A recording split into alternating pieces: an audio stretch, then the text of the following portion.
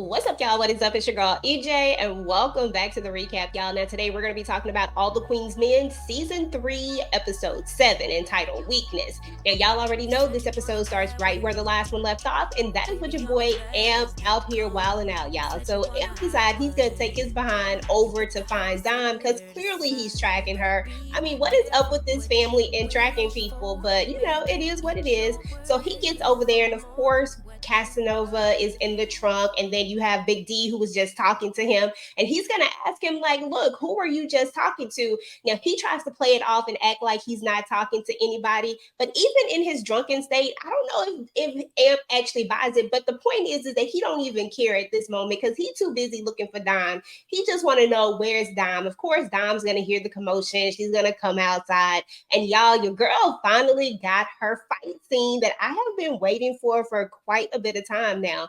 Now, I'm going to keep it a stack with y'all. Amp is kind of getting back on my good side a smidget, y'all. Yeah, he done messed up. Yeah, he done this. But at the end of the day, I don't know. Big D is an op, he's an op and he's against Madam, and y'all know I rise from Madam. So I don't know. I ain't really feeling Big D right now. So anyway, y'all, feel like Amp won the fight. Who y'all think won the fight? Hit the like button if you think that your boy Amp actually won that fight. So anyway, your girl Dime is gonna decide to go get a tire iron. She wants to go in there. I guess she's gonna try to beat one of them up, probably Amp more than likely, because that's who she mad at. So she raises up the trunk, and lo and behold, she sees Casanova. She freaks out because she thinks he's dead, and she runs off in Amp's truck. Like, she literally took his truck and ran the heck off. So, there's that. Now, if you got everything that you wanted from that scene, let me know, because I don't know. I was feeling like I was missing a little bit of something, but it is what it is. I'm going to take what I can get, and I'm going to keep it pushing. So anyway, y'all, Big D is going to end up taking Casanova to the safe house. Now, the fact that he's using words like safe house and he knows where the safe house is, and or whatever the case is, even if he doesn't know, but he knows that there is a safe house, tells me that Big D is definitely on team cop. Now, whether he's with the GBI, the FBI, the CIA, or any of those alphabets, he's with one of them. At first, I was kind of leaning towards the concierge, possibly, but there is the whole thing that the concierge does kind of have a sort of police. He has access to a sort of police force because, remember when Lotus called herself going to take Madam. So there's still the slight chance, but I really still think that this is separate of concierge, and that this is something that maybe the DA has on the side. I don't know, y'all. It's just she got too many people after her. So it could be anybody. Let me know in the comments who you think it is. So anyway, y'all, he's gonna get him there, or try to get him there. But then he's like, he saw the tracker, and he's like, look, I'm gonna have to drive down to the swamp so they don't think nothing. So Big D is thinking on his feet, y'all. He's making sure that he has all of his bases covered, and he is literally infiltrated the queen's den, y'all. Like, he literally has infiltrated Madam's den. So I don't know what's gonna happen, y'all. So anyway, moving on. Tommy is gonna be doing what he do, y'all. Now, y'all know y'all was feeling that scene when Tommy was down there giving Madam that fellatio. Madam say, listen, Tommy is a jack of all trades. That's why Tommy stay around, y'all. Yeah, Tommy might have been slipping up a little bit, but Tommy is around for a reason, because he not only can cook cookies, but he can eat cookies, and he do all sorts of other stuff. He fixed lights. I mean, Tommy can do drywall. Tommy do security. Tommy do it all. Tommy giving out baths. Like, Tommy just doing everything. But anyway, y'all know I love me some Tommy. So while he's doing what he do, of course, Doc is going to end up calling because he wants to let Madam know, hey, I got Detective Davis over here, and, basically what you want me to do. And he said he was about to kick her out, but Madam is like, no, don't kick her out. So you already know that Madam is going to try to take her behind over here and try to see what she can use, because this is exactly what they needed from Detective Davis. They needed her to slip up. And listen, y'all, she was in there getting that good sleep after she got that PhD. She said, look, I am knocked the freak out. Like, you actually spent the night, girl. Like, really? Anyway, y'all, that's a whole nother story.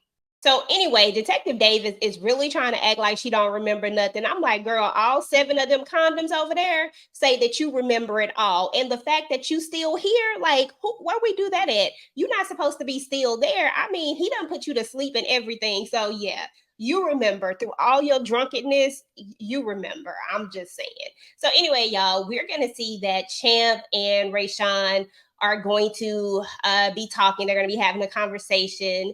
And why is everybody always on Rayshawn? Why everybody always got to tell him that they don't know him? Always trying to get some money from Rayshawn. See, that's why Rayshawn is gonna flip, because everybody always doing the most with him. But anyway, what ends up happening is that Tandy ends up showing up, and she wants to talk to him. She wants to have a conversation with him. And he's like, look, I don't need to be alone with you. But when Tandy hands Champ that money, Champ is like, look, I'm gonna be outside. Like, you got this.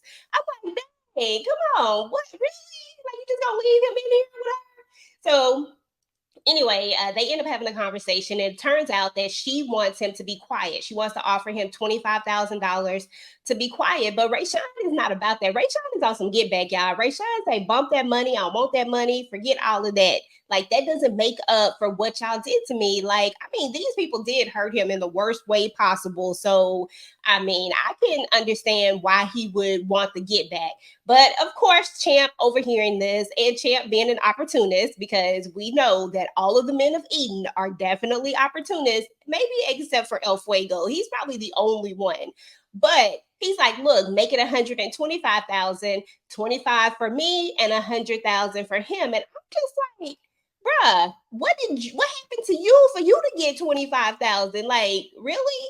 And he's just like, I know that your husband's running for mayor, yada yada yada. I'm just like, okay, I ain't even mad at you at this point, Champ. Now she claims that she can't get access to this type of money in cash, and they just like, you gonna have to make it happen. Now we do know that when Miss Tandy leaves, Rayshawn still says the same thing. Like, that's not what I want. Like, I want them gone. I want them unalive. They got to go. And Champ is like, we shoot, I'm with that too. But he wants to get the money first. So it looks like, that Rayshawn is definitely gonna get his revenge. And it looks like he's gonna not only take the money, but he's also gonna try to unalive them. So this will definitely be interesting to see how it all works out.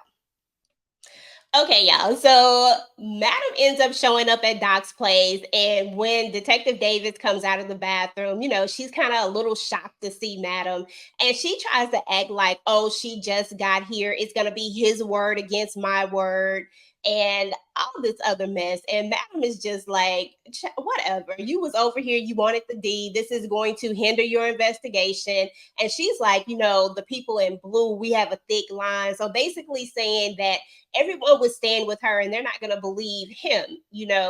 And so that kind of goes back and forth for a minute till eventually she ends up leaving. Now, we do find out that she really did scramble the phone. She really did take down all the cameras. So there's really no evidence that she was ever there. He wasn't even able to take a photo of her, in his bed. So they really do have nothing as it relates to this particular part.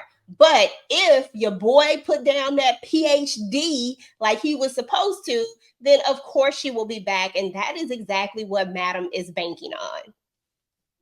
So anyway, guys, we're going to see that the DA is going to make an introduction to old Jack Watson. Old creepy, slimy, perverted Jack, Tandy's husband, him, the one that's running for mayor. I'm like, some of the most weirdos run for office. Like, that is so crazy. No disrespect to everybody who runs for office, but sometimes it is some weirdos that, like to do strange things that be running for offices. I don't understand anyway, shit, bring it back, Erica. So, anywho, she makes the introduction to Detective Davis to him. And she basically tells her, like, look, it's time to take off the gloves. Like, we not gonna be out here playing fair. You need to do what you need to do. You need to get this dirt. Like, you need to make it happen, basically. Like, they ain't with it. They need to get rid of Madam. And they're gonna try to hit her where it hurts, which is with her club. They're going to try to take away her club, which I believe was Tandy's plan way back when, anyway, when they tried to do that stupid drive-by shooting and it just didn't work out. I mean, even then, we found out that crime around the club area was actually pretty low, but they're trying to create this environment that it is a reckless area, that it is crime driven, and all of this stuff. And I'm like, and anyway, I was just like, I mean, in theory, y'all the one who created some of this crime because, it was y'all's stupid plan to go out there and have this shooting. And when I say y'all, I'm talking about Tandy because, it was her plan. And I'm sure her husband has to know about that. I'm pretty sure he's privy to this particular piece of information. But anyway, that's neither here nor there. We're going to see that the DA, she a little slimy herself, of course, and she's telling him, like, look, I don't like that B, but she gonna do what she have to do. Otherwise, I will bury her because I have stuff on her. So it feels like everybody has some dirt. I guess when she was on her way up the ladder, she decided to do some things to get up that ladder. And so now, it is what it is. But your girl, Detective Davis, didn't, she had a little plan B. She actually has a recorder under the table. Now, I'm going to assume that this is what they do when people are left in the room, in the interrogation room, and they're in there recording, which they're not supposed to be recording. But since the recording, of course, is hidden and they don't know it's there, I guess it is what it is. So she goes and listens, she hears it. So anyway, this is the moment that we see that Detective Davis looks like she's just had enough. So, it is what it is. So meanwhile, back to your girl Dime, y'all. So she's finally come back to the club and she has Amp's truck or whatever. And he's like, look, you better put some gas in my car. And she's like, you better fix my tires and all of this stuff. And she keeps blaming him for the tires. But I mean, he keeps saying that he didn't do it. But like I keep saying, I'm going to say this over and over again. When you mad at somebody, you ain't gonna just stop at no 2 tires. Like, nope, I'm about to slice all 4 of your tires. I'm not just gonna put 2 of your tires. I need you to feel this. So I need you to have to get all 4 of them replaced. And anyway, if she got all-wheel drive, she would have had to replace all of them anyway. So it is what it is. But anywho, y'all, I'm just playing. I mean, I'm not playing about that, but seriously, I'm just saying, like, who's just gonna slice 2 tires? Somebody who was gonna replace the tires and they only wanted to have to pay for 2. And y'all already know who that was. That was the Bayou Banger, aka Big D, aka Baby D, aka Little Big Baby D, him. That's my answer. If you think that it was Baby D that actually sliced Dom's tires or put her tires on flat or whatever, however he did it, then go ahead and hit the like button for me, guys. So anyway, y'all, Dom is going to see Big D, Baby D, all of his names now. So anyway, y'all, Dom is going to see Big D and she's going to tell him, like, look, you need to wait outside. She don't want to have nothing to do with him. She about to go snitch and tell madam. I'm like, there you go, telling again. You ain't even going to let him finish. You ain't even going to let him give you an explanation before you run off telling something. And then she's going to do the same thing with Amp. Like, you're going to go say that this man sliced the tires and you don't even know if he actually did it. You have no proof that he is the one that did it. I know that you feel like he did, but this is where we got in trouble the very first time. This is how we got to this place. Need I remind that because you found this money, assume that it was madam's money, you went back and said something to Blue when you should have waited because you knew Blue was going to pull the trigger. You knew for a fact that Blue was not going to wait. No matter how much you asked her to wait, she was not going to wait. She wasn't going to think about it logically. None of that stuff, So you should have asked him first and then went to Blue, madam, whoever you wanted to go to. Like, that's how the conversation really should have went. And then none of this would even be happening. But once again, you going to tell madam that he cut your tires, he sliced your tires, and he put your tires on flat, and then you're also telling about the body that you saw. And I'm okay with you telling about the body since Big D is an op. I'm just saying that Dom always running and telling stuff. She don't be having the full stories. Like, maybe you should just listen to what he had to say first, so that way you'd have more of the story to tell. That's my whole point. But anyway, moving on. She's going to go in and talk to madam, and madam basically just lets her know that she already knows this. And so, it is what it is. She wants to talk to her and Amp together. She has a conversation with them and she lets Dime go, but then she talks to Amp and she's like, well, you got to stop acting like a little nah, she didn't say that. She did tell him that he needs to stop playing the victim and that he needs to get his stuff together. He's basically ruining his own life because he's mad, because he's upset.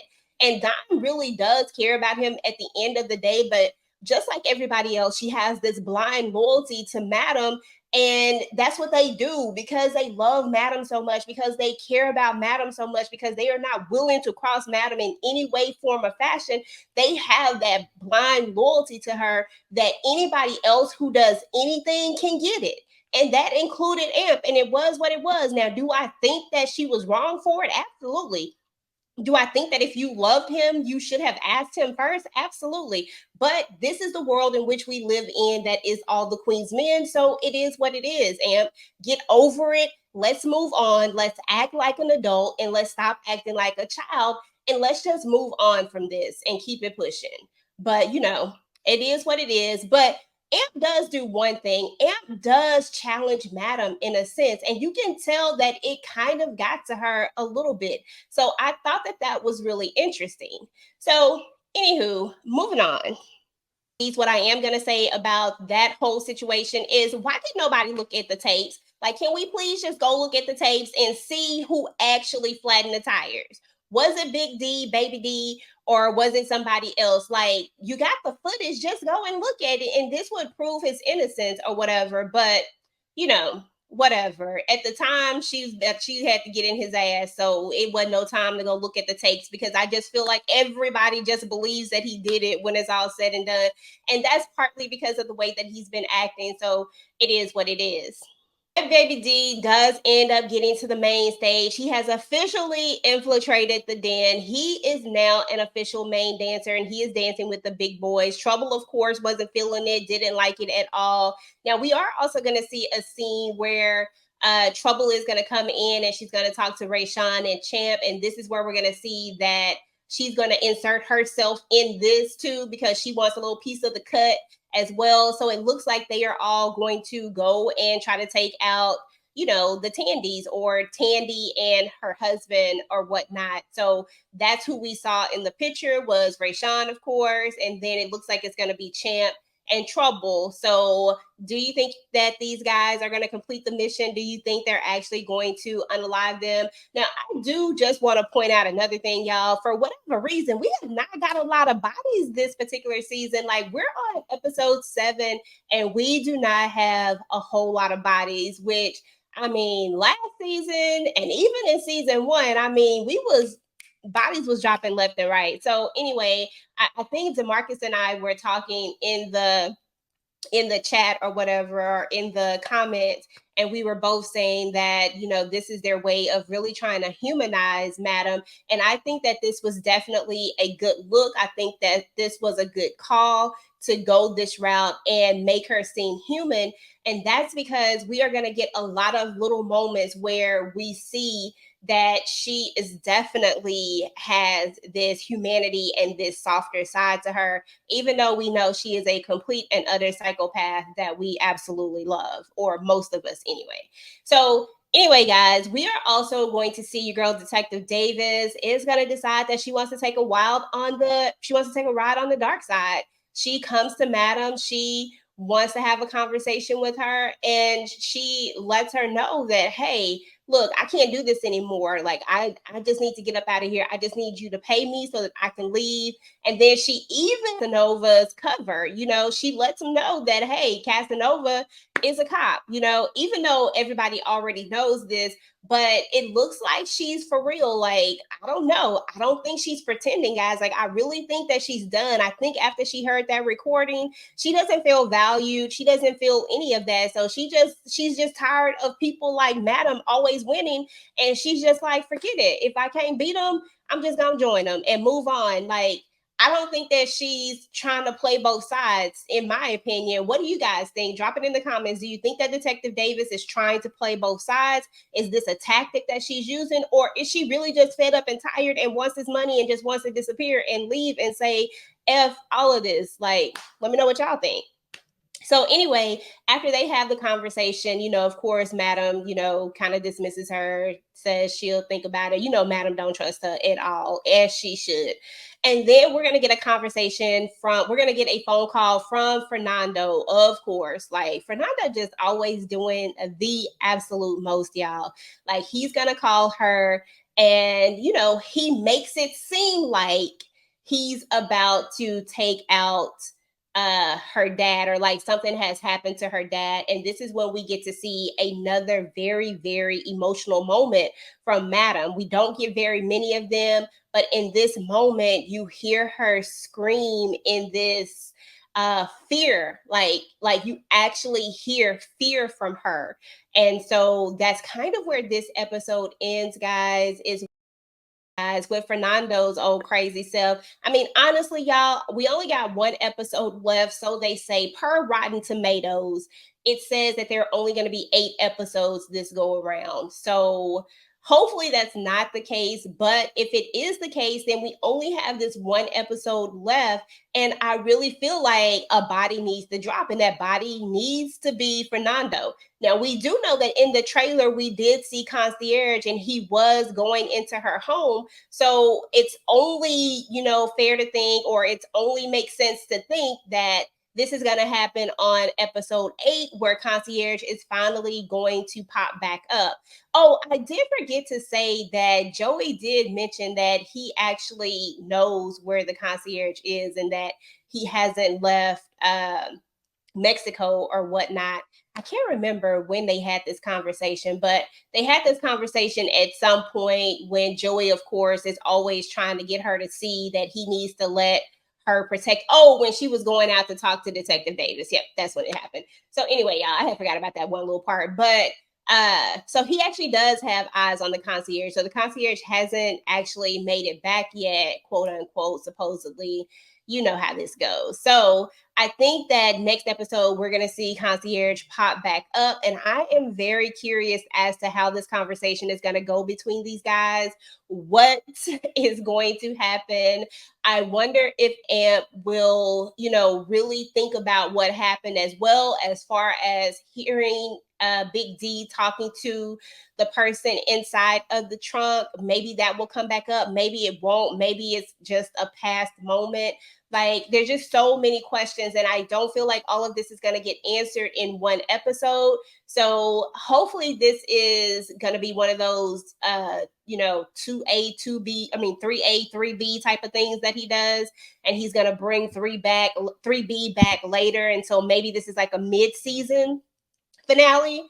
I don't know, y'all. They don't give a lot of information on the BET Plus shows, which I think is a disservice, because, a lot of people really enjoy these shows, and it'd be nice to get more information. So, okay, y'all. So that's what's up with All the Queen's Men, Season 3, Episode 7, entitled Weakness. Let me know what y'all thought about this episode. What do you think about Detective Davis? Do you think she's truly going to take a walk on the wild side, on the dark side, rather?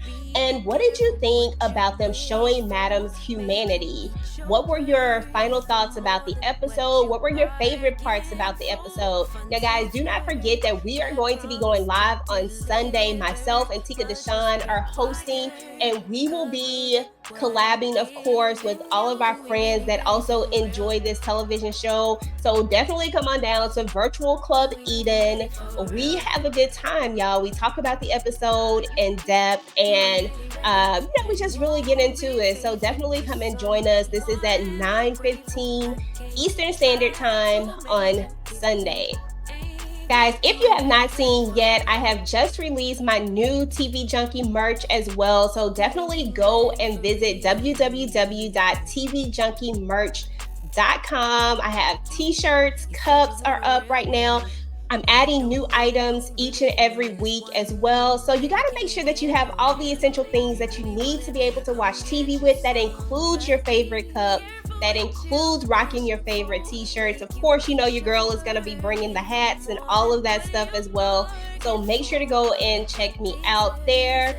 Meanwhile, if you like this video, guys, make sure to go ahead and like, share, and subscribe to your girl channel. If you haven't already, turn on your notifications so that you do not miss out on any of my future All the Queens Men's Talk. Now, YouTube says that you might just like this video next, so go ahead and take a look at it. Until next time, guys. Peace.